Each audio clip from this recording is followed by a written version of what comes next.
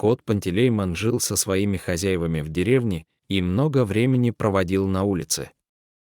Несмотря на то, что в еде ему никогда не отказывали, пушистый хищник предпочитал добывать пропитание самостоятельно и охотился в ближайшем лесу. У жителей деревни котяра с боевым характером пользовался уважением, он даже отгонял лис, которые то и дело покушались на местных кур.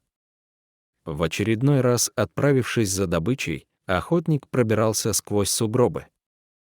Его почти не было видно, но торчащий трубой хвост выдавал хищника.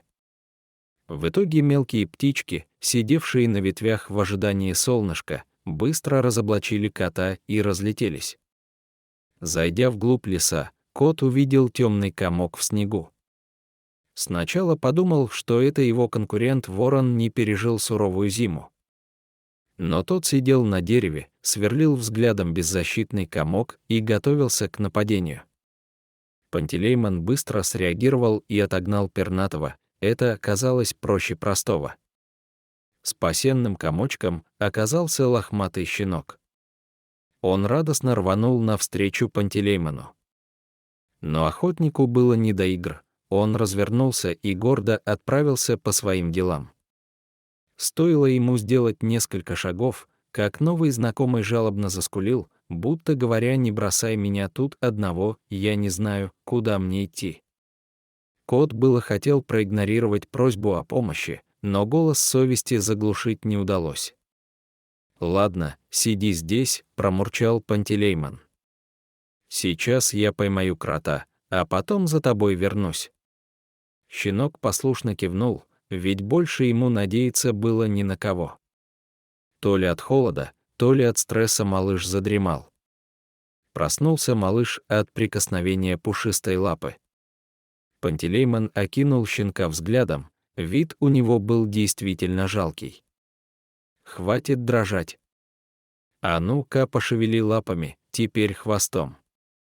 Все двигается. Пошли за мной, ступай прямо по следам, иначе заблудишься».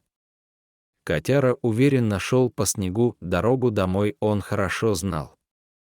Следом по протоптанной дорожке семенил пушистый комочек, который надеялся, что его ведут в тепло.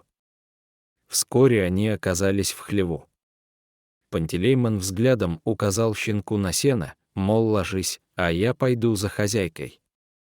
Хозяева Пантелеймона люди добрые, в прошлом году подобрали, отогрели и приютили его самого. В хлев охотник вернулся уже в компании хозяйки. В руках она держала миску куриного бульона. Нашел себе товарища. Улыбнулась женщина, увидев гостя. В ответ Пантелеймон боднул щенка и облизал ему ухо. Хозяйка сразу поняла, что питомец сам привел это мохнатое чудо. Возражать, а уж тем более прогонять гостя, женщина не стала. Она лишь стояла и смотрела, как животные вдвоем едят из одной миски. Вот такая добрая история про знакомство и дружбу матерого кота и пока еще совсем маленького щенка. Благодарим за просмотр. Подписывайтесь на канал, если было интересно.